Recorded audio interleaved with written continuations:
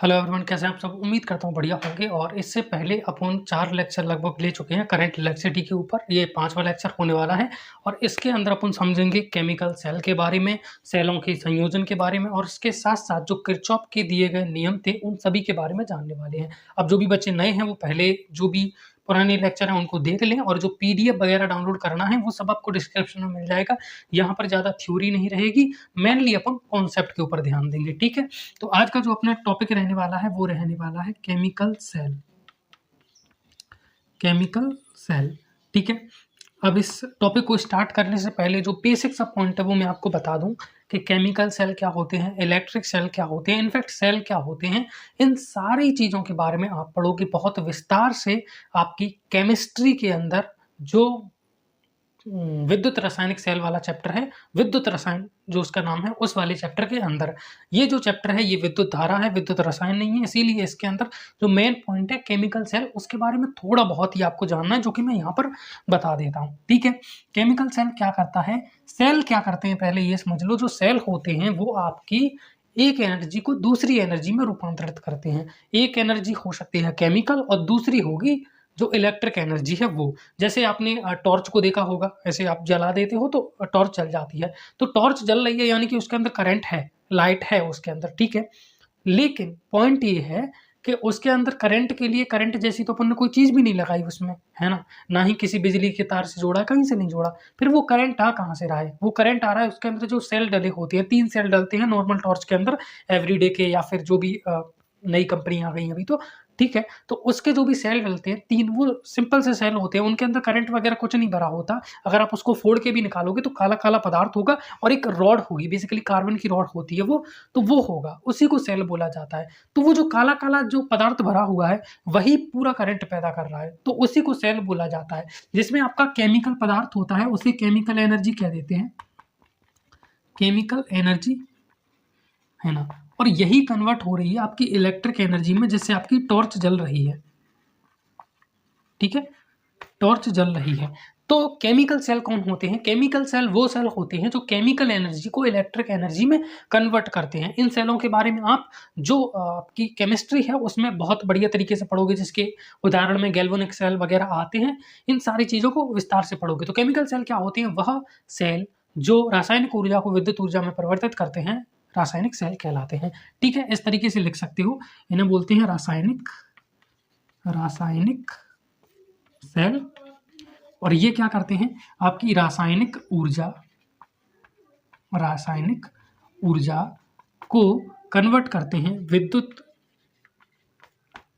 ऊर्जा के अंदर। विद्युत यानी जो भी आप अपने आसपास देख रहे हो, करंट वगैरह का सामान, वो सारी चीज़ें, आवेश वगैरह, ये सब विद्युत के अंदर आती हैं।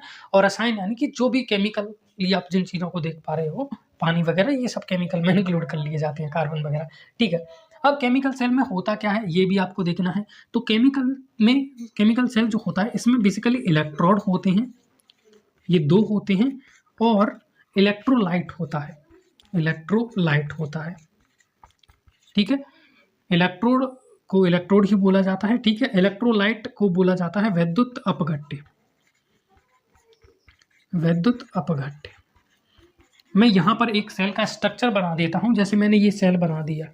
ठीक है, तो इसके अंदर इस तरीके से विद्युत अपघट्य भरा होता है, एक तरीके का सॉल्यूशन होता है, और इसके अंदर 2 इस तरीके से इलेक्ट्रोड होते हैं।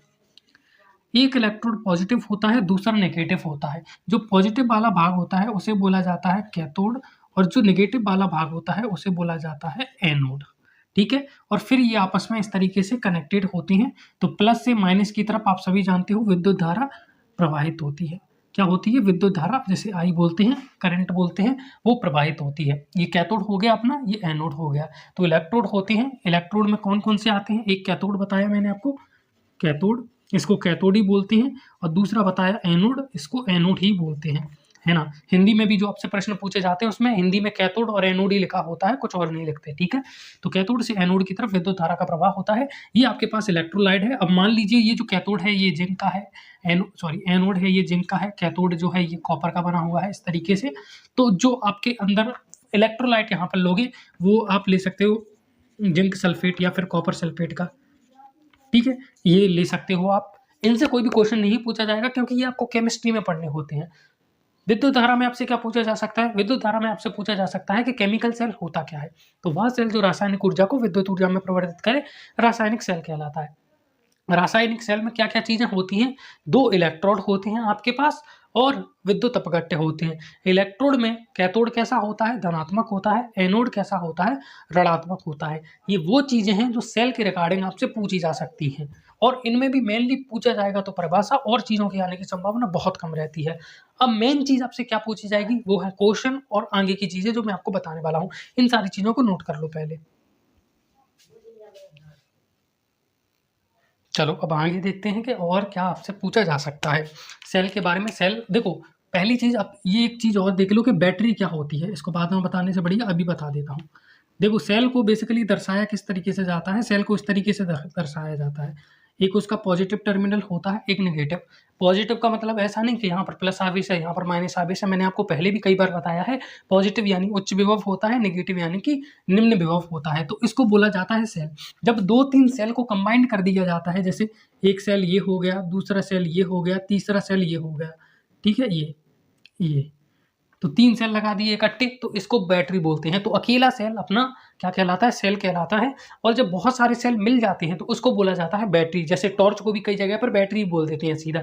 तो बैटरी का मतलब क्या है? उसमें सेल नहीं, सेलों का संयोजन लगा हुआ है। एक सेल नहीं है, एक से ज़्यादा सेल लगे हुए हैं। तो सेल सेल होता है और बैटरी बैटरी होती है। अब मन में प्रश्न भी आ रहा होगा, सर आपने कैथोड बताया था, एनोड बताया था, इस तरीके से विद्युत अपघट्य भरा हुआ था। जो अपन सेल को फोड़ते हैं तो उसमें ऐसा कुछ नहीं निकलता, उसमें तो खाली एक ही जड़ निकलती है। तो उन सेल को शुष्क सेल कहा जाता है। होते वो भी केमिकल सेल हैं, वो भी रासायनिक ऊर्जा को ही विद्युत ऊर्जा में परिवर्तित कर रहे हैं। पर उसमें सॉरी, उसमें क्या होता है, जो 2 रॉड नहीं होती कैथोड एनोड की, जो चारों तरफ काला-काला पदार्थ भरा होता है, वो बेसिकली कैथोड ही होता है। और जिंक का एनोड भी वहाँ पर बना हुआ तो होता है, जो उसका स्ट्रक्चर वगैरह देखोगे तो पता चल जाएगा। पर एग्ज़ाम में कोई पूछ रहा है? नहीं पूछ रहा। जो पूछेगा वो मैं यहाँ पर बता देता हूँ। अब सेल के बारे में 3 चीज़ें आपको देखने को मिलेंगी। सबसे पहली चीज़ ईएमएफ, जिसे बोला जाता है विद्युत वाहक बल, ठीक है? विद्युत वाहक बल। और पूरी नाम लिखें इसका तो इलेक्ट्रोमोटिव फोर्स, ठीक है? इलेक्ट्रोमोटिव फोर्स, विद्युत वाहक बल। दूसरी चीज़ आपको यहाँ पर क्या पढ़ने को मिलेगी? वो होगी आंतरिक प्रतिरोध। आंतरिक प्रतिरोध, इंटरनल रेसिस्टेंस, रेसिस्टेंस। और क्या देखने को मिलेगा? और देखने को मिलेगा टर्मिनल विभवांतर, टर्मिनल विभवांतर, टर्मिनल वोल्टेज।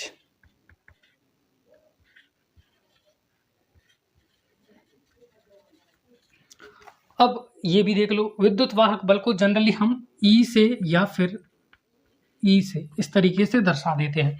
आंतरिक प्रतिरोध को अपन जनरली स्मॉल आर से दर्शाते हैं, ठीक है? क्योंकि बड़ा जो प्रतिरोध होता है उसको कैपिटल आर से दर्शा देते हैं।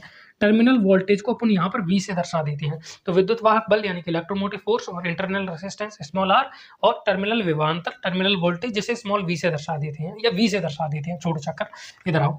विद्युत वाहक बल क्या होता है? विद्युत वाहक बल ये नाम मात्र का बल है, वास्तविकता में ये कोई भी बल नहीं होता है। ये एक तरीके से कहें तो जो सेल होता है उसका विभवांतर होता है। क्या होता है? विभवांतर होता है। तो इसे विभवांतर क्यों नहीं बोला जाता, ये बाद में आपको समझ में आएगा कि इसको विभवांतर क्यों नहीं बोलते, विद्युत वाहक बल क्यों कहते हैं। फिलहाल इतना समझ लो कि सेल का विभवांतर होता है जब विद्युत धारा नहीं प्रवाहित हो रही होती है, विद्युत धारा प्रवाहित नहीं हो रही होती है, उस परिस्थिति में सेल का विभवांतर ही विद्युत वाहक बल कहलाता है। क्वेश्चन में पूछेगा चचा विद्युत वाहक बल किसे कहते हैं?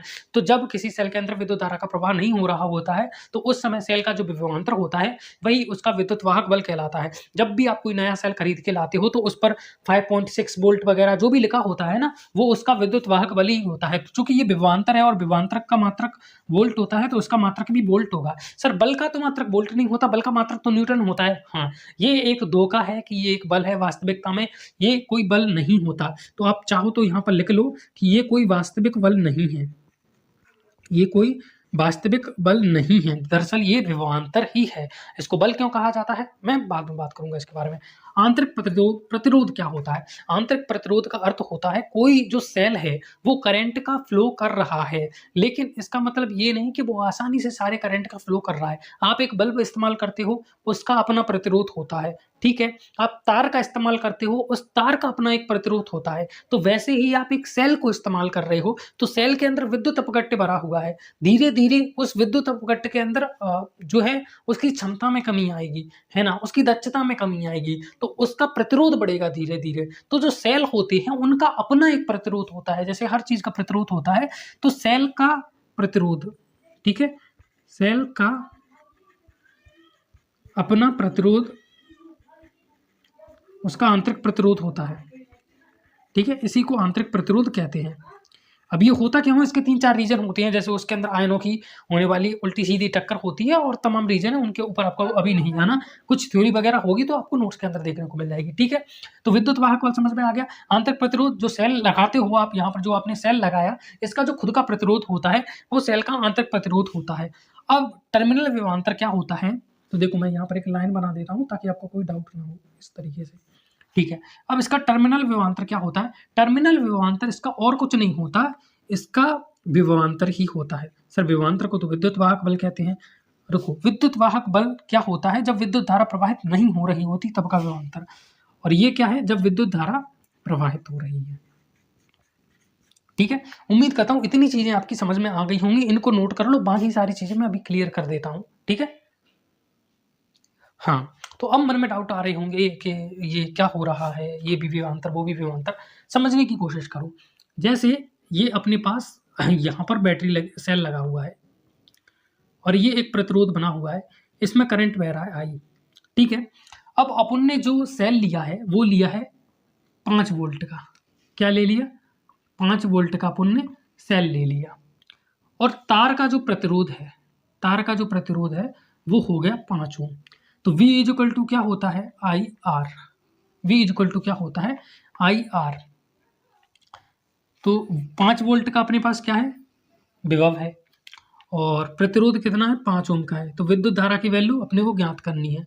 तो आई बराबर, ये 5 इधर चला गया बटे में, 5 से 5 कैंसल, 1 एम्पियर की धारा बहनी चाहिए, ठीक है? दोबारा देख लो, ये 5 वोल्ट की बैटरी सेल लगा दिया अपन ने, और 5 ओम का प्रतिरोध, इस तार का अपना एक प्रतिरोध है 5 ओम का। तो V equal to I R होता है। V 5 वोल्ट का अपने पास बैटरी या सेल ले लिया, जो भी लो आप, विद्युत धारा अपने को निकालनी है आई, और प्रतिरोध हो गया 5 ओम का, ठीक है? धारा की वैल्यू कैसे निकाली? 5 से 5 में भाग दिया, 1 एम्पियर की धारा निकल के आ गई। अब हुआ क्या? जब अमीटर लगा के अपन ने इसके अंदर करंट को मापा तो वो 1 एम्पियर नहीं निकल के आया। जो अमीटर होता है उसका प्रयोग किया जाता है विद्युत धारा का मापन करने के लिए। जब हमने यहाँ पर अमीटर को लगा के करंट को मापा तो वो 1 एम्पियर नहीं निकल के आया। तो फिर हमने क्या किया? यहाँ पर इन दोनों सिरों पर वोल्ट मीटर लगा दिया। अब नहीं पता वोल्ट मीटर क्या होता है? वोल्ट मीटर विभव को मापता है। अब चूंकि ये 5 वोल्ट का विभव पैदा कर रहा है, तो वोल्ट मीटर को रीडिंग कितनी देनी चाहिए थी? 5 वोल्ट की रीडिंग देनी चाहिए थी। लेकिन ये जो विभव निकल के आया ये 5 वोल्ट से कम था। जैसे यहाँ पर करंट निकल के आया वो भी 1 एम्पियर से कम निकल के आया, वैसे ही जो यहाँ पर विभव निकल के आया वो भी 5 वोल्ट से कम निकल के आया। अब जब अपन सेल लेके आए हैं तो वो कितना है? 5 वोल्ट का सेल लेके आए हैं, ठीक है? लेकिन जो करंट बह रहा है वो भी 5 वोल्ट के हिसाब से नहीं बह रहा है, और जो विभव मापी माप के बता रहा है वो भी कह रहा है कि 5 वोल्ट का नहीं है। तो क्या दुकानदार ने हमें चूना लगाया? उसने 5 वोल्ट का थमा के 3 वोल्ट का ही अपने को पकड़ा दिया? ऐसा कुछ नहीं है। वास्तविकता है क्या? चूना तो लगा, पर कैसे लगा उसको देख लो। जो सेल पर लगा हुआ था कि 5 वोल्ट का उसका विभवांतर है, वो एक्चुअल में तब था जब करंट नहीं फ्लो हो रहा हो। जब करंट नहीं फ्लो हो रहा हो तब उसका जो विद्युत वाहक बल है 5 वोल्ट का है, कि 5 वोल्ट का विभवांतर जनरेट करता है। पर मैंने आपको एक और चीज बताई थी कि जो सेल होता है उसका खुद का अपना एक प्रतिरोध होता है। जो सेल होता है उसका खुद का अपना एक प्रतिरोध होता है। तो मान के चलो उस सेल का, इसका ये खुद का एक प्रतिरोध है, इसको स्मॉल आर से दर्शाते हैं। इसकी वैल्यू मान के चलते हैं अपन 3 ओम है। कितनी है? 3 ओम है। तो अब जो विभव है वो कितना हो गया? अब आपको देखो विभव कितना हो गया। तो विभव कैसे निकालेंगे? तो टोटल कितना है? 5 वोल्ट है आपका, माइनस के 3 ओम में कितना जो वोल्टेज है वो खर्च हो गया। तो V इक्वल टू क्या होता है? I into R. ठीक है। V इक्वल टू क्या होता है, I इंटू आर। तो एक मिनट मैं इसको पूरा करके दिखा देता हूँ इकट्ठा, ताकि सारी चीज़ें आपको क्लियर हो जाए एक बार में। ठीक है, 3 ओम का हो गया, V equal to I into R हो गया। यहाँ पर विभव कितना है अपना, 5 वोल्ट का है। विद्युत धारा कितनी बह रही है, 1 एम्पियर की विद्युत धारा बह रही है। प्रतिरोध कितना है, 3 ओम का अपने पास यहाँ पर प्रतिरोध है। तो 5, 1 मिनट, विद्युत धारा की वैल्यू तो अपने को निकालनी है। 3 ओम का अपने पास प्रतिरोध है और 5 ओम का प्रतिरोध ये है। दोनों एक ही क्रम में लगे हुए हैं, श्रेणी क्रम में, इसीलिए डायरेक्ट जोड़ दिया। I इंटू 5, 6, 7, 8 ओम हो गया। तो विद्युत धारा इक्वल टू निकल के आ गया 5/8। ठीक है, तो 5/8 ये वैल्यू 1 से कम है, आप सभी ये बात जानते होंगे। तो विद्युत धारा पहले कितनी निकल के आ रही थी, 1 एम्पियर, और अब विद्युत धारा कितनी निकल के आ गई, 1 एम्पियर से कम। 5/8 दशमलव में वैल्यू निकल के आएगी इसकी, यहाँ पर 0 लगा दो, 8 चंके 48, तो 0.6 के आसपास इसकी वैल्यू निकल के आएगी। ठीक है, हाँ 0.6 के आसपास इसकी वैल्यू निकल के आएगी। तो यहाँ पर 1 एम्पियर निकल के आ रही थी, यहाँ पर 1 एम्पियर से कम निकल के आ रही है। अब आपको समझ में आ गया कि 1 एम्पियर से धारा कम क्यों निकल के आ रही थी, उसके पीछे का रीजन क्या था। उसके पीछे का रीजन यही था कि यहाँ पर जो करंट बह रहा है वो कम हो गया, क्योंकि ये भले ही सेल 5 वोल्ट का था, लेकिन इसका खुद का एक आंतरिक प्रतिरोध था, तो वहां पर वोल्टेज खर्च हो गया। अब वहां पर कितना वोल्टेज खर्च होगा उसको कैसे निकालें, तो इसमें मान लीजिए आई धारा बह रही थी 1 एम्पियर की। ठीक है, तो इसका खुद का है 5 वोल्ट का, माइनस 3 ओम कितना खाएगा, तो V इक्वल टू होता है आई आर, जितनी धारा प्रवाहित हो रही है इंटू जितना प्रतिरोध है। 3 ओम का प्रतिरोध है, I 1 है, तो 5 में से 3 को माइनस कर दो, 5 में से 3 गई तो कितना बचा, 2 बचा, यानी कि 2 वोल्ट का प्रतिरोध ये जनरेट कर रहा है। 2 वोल्ट का प्रतिरोध ये जनरेट कर रहा है। तो जो इसका टर्मिनल विभवांतर निकल के आ गया, यानी जब करंट फ्लो हुआ तो कितना टर्मिनल विभवांतर निकल के आ गया, 2 वोल्ट का निकल के आ गया। आंतरिक प्रतिरोध इसका कितना हो गया, 3 ओम का हो गया, और विद्युत वाहक बल क्या हो गया, 5 वोल्ट हो गया। तो विद्युत वाहक बल यानी जो सेल का वास्तविक विभवांतर है, जो क्या है इस कंडीशन में अपना 5 वोल्ट है। ठीक है, आंतरिक प्रतिरोध क्या है, आंतरिक प्रतिरोध है जो उसका खुद का प्रतिरोध है, जो कि 3 ओम हो गया इस केस में। और टर्मिनल विभवांतर, जब आप विद्युत धारा को प्रवाहित कर देते हो तो उस कंडीशन में जो विभवांतर होता है वो अपना टर्मिनल विभवांतर कहलाता है। अब दोबारा एक सभी चीजों को रिवाइज कर लो कि विद्युत वाहक बल EMF क्या होता है। तो जब विद्युत धारा प्रवाहित नहीं हो रही होती है तब सेल का जो विभवांतर होता है वो अपना EMF कहलाता है। आंतरिक प्रतिरोध सेल के खुद की वजह से उत्पन्न प्रतिरोध, उसका आंतरिक प्रतिरोध होता है। टर्मिनल विभवांतर, जब सेल में विद्युत धारा प्रवाहित हो रही हो या परिपथ में विद्युत धारा प्रवाहित हो रही हो तब उसमें जो सेल होता है उसका विभवांतर टर्मिनल विभवांतर कहलाता है। सारी चीज़ें उम्मीद करता हूँ आपको समझ में आ गई होंगी। अब सेल से रिलेटेड और भी चीज़ें जो पूछी जा सकती है उनके बारे में डिस्कशन करते हैं। अब चर्चा अपन कर लेते हैं सेल के EMF के बारे में, यानी कि इलेक्ट्रोमोटिव फोर्स के बारे में। और तो इलेक्ट्रोमोटिव फोर्स बोले तो आप लिख सकते हो कि सेल का विभवांतर जब उसमें विद्युत धारा प्रवाहित नहीं हो रही होती है। दूसरी चीज, इसी विभवांतर के कारण ही उसमें क्या होता है, करंट का फ्लो होता है। उच्च विभव होगा, एक तरफ निम्न विभव होगा, इसी विभव के अंतर को विभवांतर कहते हैं, और इसी के कारण विद्युत धारा का प्रवाह होता है। जो भी बच्चे सोच रहे हैं कि प्लस आवेश से माइनस आवेश की तरफ विद्युत धारा बहती है, ये गलत है, मैंने आपको बताया है ना। जो भी बच्चे सोच रहे हैं कि ये प्लस है ये माइनस है, इसका मतलब यहाँ पर पॉजिटिव आवेश है यहाँ पर नेगेटिव है, नहीं हो सकता, इधर भी पॉजिटिव हो इधर भी पॉजिटिव हो, इधर भी नेगेटिव हो इधर भी नेगेटिव हो। पॉजिटिव और नेगेटिव का मतलब ये नहीं होता कि एक तरफ पॉजिटिव है दूसरी तरफ नेगेटिव है। पॉजिटिव और नेगेटिव का मतलब होता है कि एक तरफ उच्च विभव है एक तरफ निम्न विभव है, और इसी के कारण विद्युत धारा का प्रवाह होता है। तो ये चीज मैंने आपको बता दी। तो सेल क्या करता है, सेल में कोई आवेश नहीं होता जिसके कारण जो है विद्युत धारा का प्रवाह होता है, नहीं। सेल वो एनर्जी प्रोड्यूस करता है, सेल वो ऊर्जा उत्पन्न करता है जिसके कारण जो आवेश है वो गति कर पाता है। और वो मैंने स्टार्टिंग के चैप्टर में बेहतर तरीके से बता दिया था। बाकी अपन क्रैश कोर्स के हिसाब से पढ़ रहे हैं तो ज़्यादा इन डेप्थ बताना मेरे लिए भी पॉसिबल नहीं है, आपके समझने लायक मैंने बता दिया था। तो विद्युत वाहक बल एक तरीके से क्या होता है, वह ऊर्जा होता है जो एकांक आवेश को परिपथ में घुमाने में कार्य करता है। ठीक है, तो विद्युत वाहक बल की एक और परिभाषा होती है कि एकांक आवेश को विद्युत परिपथ में घुमाने में किया गया कार्य या घुमाने में दी गई ऊर्जा ही अपनी क्या कहलाती है, विद्युत वाहक बल कहलाती है। और ये भी मैंने आपको बताया था, कार्य ही ऊर्जा के रूप में संग्रहित होता है। तो आप विद्युत वाहक बल के लिए ऐसा भी लिख सकते हो कि W कार्य इक्वल टू एकांक आवेश को घुमाने में किया गया कार्य W/Q। कार्य कितने को, एकांक आवेश को घुमाने में किया गया कार्य ही आपकी वो जो ऊर्जा होती है वो होती है जो घुमाने के लिए आवश्यक होती है। ठीक है, W/Q, और इसी को आप E बोल सकते हो या फिर V से दर्शा देता हूँ मैं यहाँ पर। ठीक है, फिलहाल V से दर्शा देता हूँ, आप E से भी दर्शा सकते हो, मैं समझा रहा हूँ यहाँ पर। ठीक है, तो ये जो V है या फिर जो E ही लिख देता हूँ मैं यहाँ पर। तो विद्युत वाहक बल क्या होता है यहाँ पर, एकांक आवेश को घुमाने में जो खर्च की गई ऊर्जा है या फिर जो कार्य है वही आपका विद्युत वाहक बल होता है। तो W इक्वल टू क्या हो गया, फिर E इंटू क्यू हो गया, समझ गए, E इंटू क्यू हो गया। अब इसका समय के साथ अपन ने अवकलन कर दिया इस तरीके से। ठीक है, तो dW/dt क्या होता है, यहाँ पर P होता है, और E यहाँ पर बाहर निकल के आ गया। dQ/dt क्या होगा, I होगा। अवकलन करना तो आता है ना, विद्युत वाहक बल तो उसका निश्चित है। आवेश का अगर अपन ने अवकलन कर दिया तो यहाँ पर विद्युत धारा निकल के आ गई। ठीक है, और इसीलिए मैं यहाँ पर E ले रहा था क्योंकि यहाँ पर विद्युत धारा का कॉन्सेप्ट आ रहा है, और जब विद्युत धारा प्रवाहित होती है तो यहाँ पर बेसिकली E नहीं लेते अपन, क्या ले लेते हैं, V ले लेते हैं, टर्मिनल वोल्टेज ले लेते हैं। ठीक है, फिलहाल समझो, शक्ति इक्वल टू क्या निकल के आ गया, E इंटू आई। अब E इक्वल टू क्या होता है, I R, I into R. V equal to क्या होता है, आई आर, ओम का नियम कहता है ना, इंटू आई, आई का आई में मल्टीप्लाई किया तो आई स्क्वायर आर। ठीक है, फिर E की जगह आप V लिख दोगे तो वी आई भी लिख सकते हो। V इक्वल टू क्या होता है, आई आर, तो आई स्क्वायर आर हो गया। ठीक है, तो V equal to I R होता है, तो आई इक्वल टू V/R भी हो गया। तो आई की जगह पर आप V/R लिख दोगे तो V²/R। ये सब शक्ति इक्वल टू निकल के आए। तो अगर शक्ति से रिलेटेड कोई भी क्वेश्चन आपके एग्जाम में पूछा जाता है तो आप यहाँ पर कर सकते हो P equal to I²R VI V²R, और यहाँ पर ये जो सीधा होता है कि E, इसको H से दर्शा देते हैं, सीधा ऊर्जा व्यय होता है। ठीक है, ये सारी चीज़ें आपको यहाँ पर बहुत ज़्यादा नहीं पढ़नी, मैं देख लूँगा पहले आपके सिलेबस में है कि नहीं, अगर सिलेबस में हुई तो एक बार इसको रिकॉल करवा दूंगा। ठीक है, फिलहाल अपनी जानकारी के लिए आप देख लो कि एनर्जी जो है खर्च हुई W/Q हो गया, एक अंक आवेश को घुमाने में किया गया कार्य वही एनर्जी है।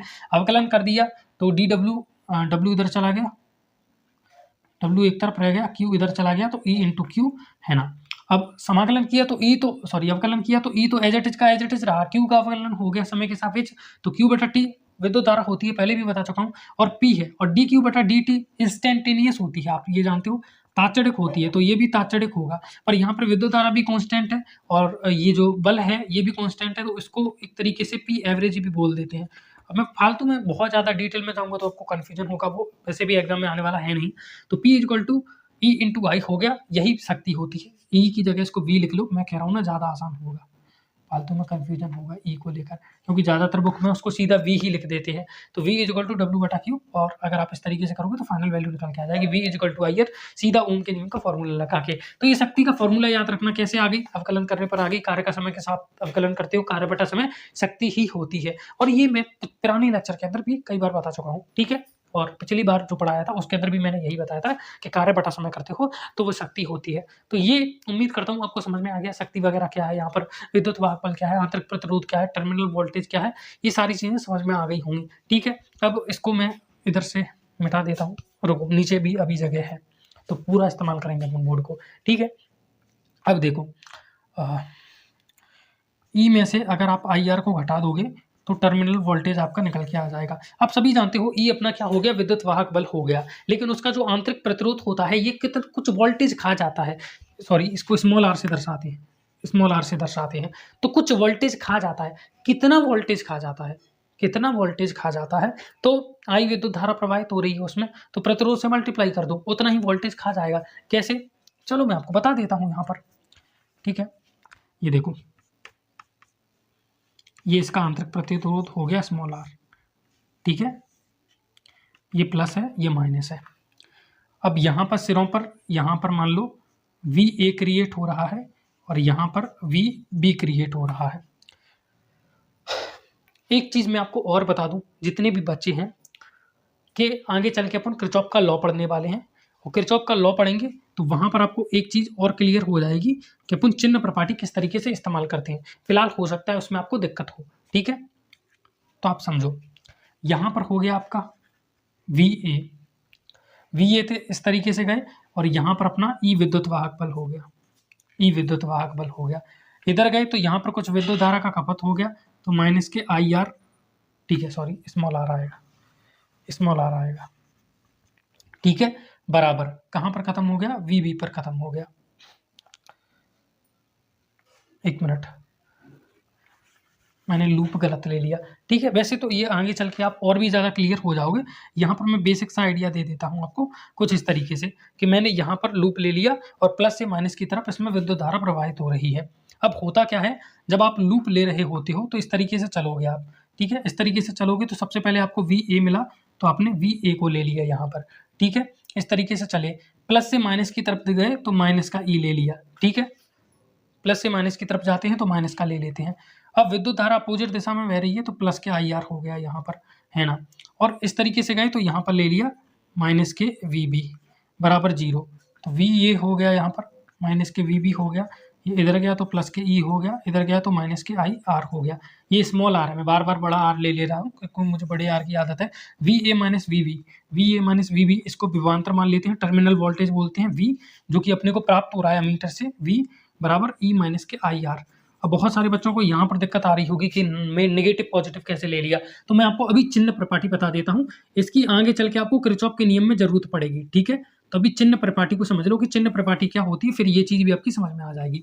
देखो, आपको सबसे पहले वहाँ पर लूप दिया होगा एक, आगे चल के मैं पढ़ाऊंगा, चिंता मत करो। एक लूप दिया होगा तो उसमें आपको एक डायरेक्शन में चलना होगा। मान लो अपन इस तरीके से आगे की ओर चल रहे हैं, आप पीछे की ओर भी चल सकते हो, अपन मान के चलो आगे की ओर चल रहे हैं और अपने को मिल गया सेल इस तरीके से, पॉजिटिव और नेगेटिव, नेगेटिव और पॉजिटिव।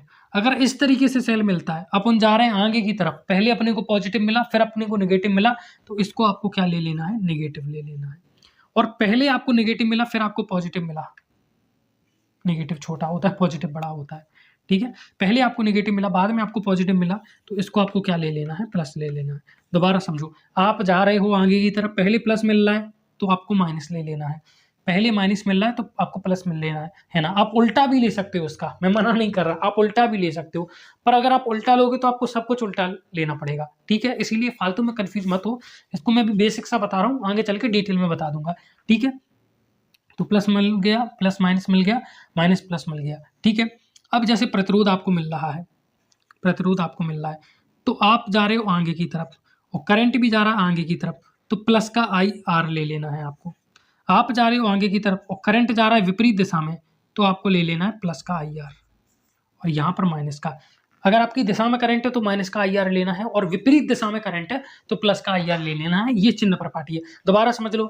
आप जा रहे हो आगे की तरफ, पहले प्लस मिला तो क्या ले लेना है, माइनस ले लेना है, पहले माइनस मिला तो क्या ले लेना है, प्लस ले लेना है, ठीक है। आप जा रहे हो आगे की तरफ, करंट भी आगे की तरफ है, तो प्लस का आई आर लेना है या माइनस का लेना है। आप जा रहे हो और माइनस मिल गया तो आपको ले लेना है प्लस का, यानी सब कुछ उल्टा है, सब कुछ उल्टा बताया। आप इसका बिल्कुल उल्टा भी ले सकते हो, ठीक है। मैं दूसरी चिन्ह परिपाटी भी बता देता हूँ यहाँ पर, चलो दिख रहा है, थैंक गॉड, ताकि आपका जितना भी कंफ्यूजन है वो दूर हो जाए। आप जा रहे हो आगे की तरफ, ठीक है, आप आगे की तरफ जा रहे हो, है ना, इस तरीके से और इस तरीके से, प्लस माइनस, माइनस प्लस। आप आगे की जा रहे हो, आपको प्लस मिल गया तो आपने क्या ले लिया, प्लस ले लिया, माइनस मिल गया तो आपने क्या ले लिया, माइनस ले लिया। आप जिधर जा रहे हो करंट भी उधर जा रहा है, आप भी आगे की तरफ ही जा रहे हो, है ना, आगे की तरफ, और करंट भी आगे की तरफ जा रहा है, तो दोनों एक ही दिशा में है तो आपने पॉजिटिव ले लिया, और दोनों अपोजिट दिशा में है इस तरीके से, तो आपने नेगेटिव ले लिया। ये है, इसको लगाएं या इसको लगाएं, बात बराबर है, आप किसी को भी लगा लो, ठीक है, बात बराबर है, आप किसी को भी लगा लो, सारी चीजें आपको समझ में आ जाएंगी, ठीक है। वी हाई और ये है लो, ठीक है। अभी सारी चीजें आपको समझ में आ जाएंगी। पहले चिन्ह प्रपाटी, या तो आप ये पहली वाली चिन्ह प्रपाटी जो मैंने बताई उसका इस्तेमाल कर लो, या दूसरी वाली इस्तेमाल कर लो, कोई भी एक, दोनों को मिला जुला के इस्तेमाल मत कर लेना वरना आंसर गलत आ जाएगा। किसी भी एक को इस्तेमाल कर लो। चलो इसको इस्तेमाल करना है तो इसको कैसे इस्तेमाल करेंगे, सीधे जा रहे हैं, प्लस आ गया तो माइनस ले लिया, उल्टा लेना है बिल्कुल, माइनस आ गया तो प्लस ले लिया, प्लस आया तो क्या लिया, माइनस आया, माइनस लिया तो क्या लिया, प्लस आया। अपन जा रहे हैं सीधे विद्युत धारा जा रही है तो माइनस ले लेना है, लेकिन अगर उल्टी आ रही है तो प्लस ले लेना है। तो यहाँ पर उल्टा सिस्टम चल रहा है, या सीधे जा रहे हैं, प्लस आया तो प्लस ले लिया, माइनस आया तो माइनस ले लिया, ठीक है। या फिर नीचे विद्युत इसमें देख लो कि सीधे जा रहे हैं विद्युत धारा भी साथ साथ है तो प्लस है भैया, और अगर विपरीत है तो नेगेटिव है। तो या तो इसका इस्तेमाल कर लो या इसका इस्तेमाल करो, ज़्यादा कठिन कुछ भी नहीं है, किसी एक का इस्तेमाल करो। दोनों का इस्तेमाल करोगे तो फिर बेजाप्राई हो जाएगा, कौन का कहाँ पर सब मिक्स हो जाएगा। किसी एक को याद कर लो, मैंने दोनों बता दिए। अब यहाँ पर भी चिन्ह प्रपाटी का नियम मैंने किस तरीके से लिया है, देखो यहाँ पर VA है और यहाँ पर VB है, इसके कारण जो वोल्टेज क्रिएट हो रहा है वो है, एक तो यहाँ पर VA क्रिएट हो रहा है, यहाँ पर VB क्रिएट हो रहा है, ठीक है। अब डाउट आ रहा होगा मन में, सर VA और VB किस तरीके से क्रिएट हो रहा है, भाई यहाँ पर सेल है तो सेल प्लस और माइनस क्रिएट करता है कि नहीं, तो सेल के कारण एक तरफ प्लस A क्रिएट हो रहा होगा, एक तरफ माइनस A क्रिएट हो रहा है, मैं उसको दिखा नहीं सकता ना इस तरीके से बना के, इसीलिए मैंने लिख दिया VA और VB। ये प्लस है तो इधर हाई क्रिएट हो रहा है, ये माइनस है तो इधर लो क्रिएट हो रहा है ना। तो सर ये यहाँ पर तो बता दिया, फिर ये अलग से क्यों बनाया, क्योंकि ये जो प्रतिरोध है आंतरिक प्रतिरोध, ये इसके कुछ हिस्से को खा गया, उसी को तो मैं समझाने की कोशिश कर रहा हूँ। तो ये हाई है तो अपन ने क्या ले लिया, VA ले लिया, हाई है तो अपन ने क्या ले लिया, VA ले लिया। अपन आगे की तरफ जा रहे हैं, ठीक है। अब अपन आगे गए तो अपन अब देखो इस तरीके से चल रहे हैं, इस तरीके से, तो अपने को प्लस मिला तो अपन ने क्या ले लेना है, जब आपको प्लस मिले तो आपको ले लेना है माइनस, तो प्लस मिला तो माइनस के ई ले लिया। फिर प्रतिरोध, विद्युत धारा कहाँ पर बह रही है, प्लस से माइनस की तरफ, अपन आगे की तरफ जा रहे हैं, विद्युत धारा विपरीत दिशा में, तो अपन ने क्या ले ली, पॉजिटिव ले ली, पॉजिटिव के IR, ठीक है। फिर मिला VB, लो मिला माइनस के VB ले लिया, बराबर के 0, VA माइनस के VB, ठीक है, VA माइनस के VB इस तरीके से था, ये माइनस के E प्लस के IR इधर गया तो E माइनस के IR, माइनस के E प्लस के हो गया, प्लस के IR माइनस के IR हो गया, ठीक है, इस तरीके से ले लिया। सेकंड वाली चिन्ह प्रपाटी का भी इस्तेमाल कर सकते हो, मैं दूसरी वाली चिन्ह प्रपाटी को इस्तेमाल करके बता देता हूँ, देख लो ताकि आपको कोई भी कंफ्यूजन ना बचे फिर, ठीक है।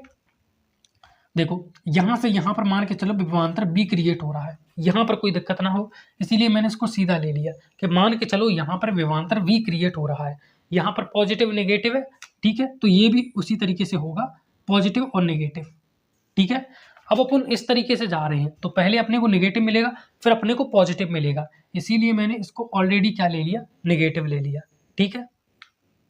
अब देखो इस तरीके से जा रहे हैं, पहले प्लस मिला तो प्लस के ई ले लिया, इस वाली चिन्ह प्रपाटी का इस्तेमाल कर रहा हूँ, देख लो इस वाली चिन्ह प्रपाटी का, प्लस मिले तो प्लस लेना, माइनस मिले तो माइनस लेना, पहले प्लस मिला तो प्लस का ई ले लिया, ठीक है। अब विद्युत धारा तो वही प्लस से माइनस की तरफ ही बहेगी नहीं, तो प्लस से माइनस की तरफ विद्युत धारा बहेगी, तो अपनी ही दिशा में अगर विद्युत धारा आ रही है, देखो अपन तो ऐसे जा रहे हैं, विपरीत दिशा में विद्युत धारा आ रही है, तो जब विपरीत दिशा में विद्युत धारा आए तो अपने को क्या ले लेना है, जब विपरीत दिशा में विद्युत धारा आए तो नेगेटिव ले लेना है, ठीक है, बराबर 0, ठीक है। देख लो अगर ये पॉजिटिव नेगेटिव है, समझने की कोशिश करो, ये पॉजिटिव नेगेटिव है तो ये भी उसी तरीके से पॉजिटिव नेगेटिव क्रिएट होगा, उसमें तो कोई अंतर नहीं है, क्योंकि जो वोल्टेज क्रिएट यहाँ पर हो रहा है वही बाहर क्रिएट होगा।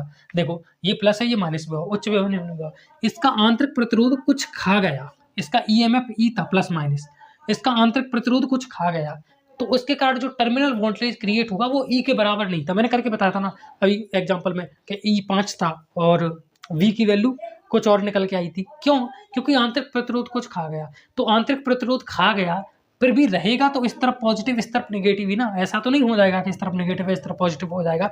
तो ठीक इसी तरीके से मैंने यहाँ पर ये सेल बनाया है, एक तरफ पॉजिटिव है दूसरी तरफ नेगेटिव है, तो एक तरफ पॉजिटिव एक तरफ नेगेटिव का V ही यहाँ पर क्रिएट हो रहा है इसके किनारों पर, बस ये V E के बराबर नहीं है, क्योंकि E में से कुछ पार्ट जो है वो इसका आंतरिक प्रतिरोध R खा जा रहा है, सेल का आंतरिक प्रतिरोध, ठीक है, तो इसका V हो गया।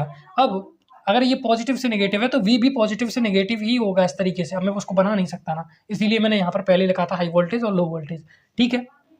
अब समझो है ना, अब ये प्लस माइनस है, अपन इस तरीके से जा रहे हैं, इस तरीके से चक्कर लगा रहे हैं, पहले प्लस मिलेगा तो अपने को क्या ले लेना है, प्लस ले लेना है, फिर माइनस मिलेगा तो अपने को क्या ले लेना, माइनस ले लेना है, तो ये V हो गया नेगेटिव अपना, ठीक है, प्लस के E हो गया, माइनस के IR हो गया, माइनस के IR हो गया बराबर 0 हो गया, माइनस के V को एक तरफ ले जाओ तो V equal to E minus के IR अपने पास निकल के आ गया, I स्मॉल r अपने पास निकल के आ गया, ठीक है। तो देखो चाहे ऊपर वाला रूल फॉलो कर लो चाहे नीचे वाला रूल फॉलो कर लो, दोनों ही कंडीशन में आपको जो वैल्यू देखने को मिलेगी वो इक्वल ही देखने को मिलेगी, ठीक है। उम्मीद करता हूँ आपको समझ में आ गया होगा, पहले वीडियो की लेंथ चेक कर ले फिर आगे बढ़े। तो वीडियो की लेंथ तो थोड़ी ज़्यादा हो चुकी है, इसीलिए यहीं तक लेक्चर को रखेंगे। सारी चीज़ें समझ में आ गई होंगी। विद्युत वाहक बल क्या होता है ये भी समझ में आ गया होगा। इलेक्ट्रोमोटिव फोर्स, इसमें से किसी चीज़ को घटा दो, जो उसका आंतरिक प्रतिरोध है उसमें विद्युत धारा का मल्टीप्लाई करके, जो कि मैंने यहाँ पर बता दिया। चिन्ह परिपाटी भी बता दी कि इस तरीके से लेना है। इसका टोटल विभवांतर क्या हो गया, V। अब याद रखना मेन चीज़, लास्ट जाते जाते बता देता हूँ। डिस्चार्जिंग का प्रोसेस है। डिस्चार्जिंग यानी कि डिस्चार्ज हो रहा है, ये मैंने लिखा नहीं है यहाँ पर, समझ जाना। डिस्चार्जिंग का प्रोसेस है, करंट बह रहा है यानी कि डिस्चार्ज हो रहा है, ठीक है। इसमें से करंट इस तरीके से बह रहा है यानी कि ये डिस्चार्ज हो रहा है सेल यहाँ पर। और देखो टोटल विभवांतर क्या क्रिएट हो रहा है, VA माइनस VB, यहाँ पर लिख दिया टोटल विभवांतर VA माइनस के BB। हाई वोल्टेज है तो VA ले लेते हैं, लो वोल्टेज है तो BB ले लेते हैं, ठीक है, इस तरीके से। अब जो सेल वगैरह के लिए जो नियम है वो अपन ने यहाँ पर लगा दिए, E माइनस के IR। यहाँ पर देखो ये रियल चिन्ह प्रपाटी है, सही बताऊं तो ये रियल है, ये उसका उल्टा कर दो तो भी बराबर बैठती है, इसीलिए इसका भी इस्तेमाल कर लेते हैं। इसका जब इस्तेमाल करते हैं तो इस तरीके की चीज़ें आ जाती हैं, उल्टा हो जाता है, इसीलिए इसका टोटल का विभवांतर क्या है, V है, लेकिन मैंने माइनस की V लिया है क्योंकि दूसरी चिन्ह प्रपाटी इस्तेमाल कर ली, तो वहाँ पर चिन्ह मैंने बदल दिया, VA माइनस V की जगह माइनस V कर दिया। बाकी ये जो चिन्ह प्रपाटी है इसको मैं आगे भी पढ़ाऊंगा, नेक्स्ट लेक्चर के अंदर बहुत बढ़िया तरीके से पढ़ाऊंगा। लेकिन जो विद्युत वाहक बल है और ये सारी चीज़ें ये आपको क्लियर हो गई होंगी, तो आगे का लेक्चर भी क्लियर हो जाएगा।